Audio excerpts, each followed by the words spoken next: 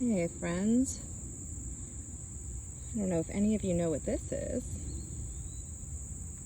On this tomato plant, this is a hornworm, which is usually super problematic for tomato plants because they strip all the leafage off of there.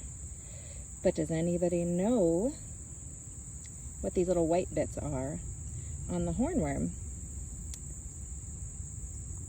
I'll leave you in suspense for just a moment.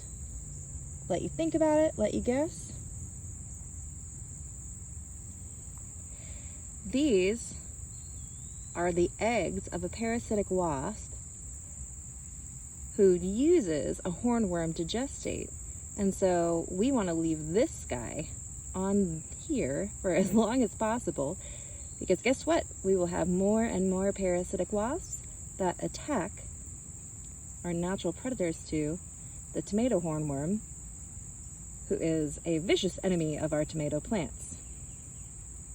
That is organic gardening in action.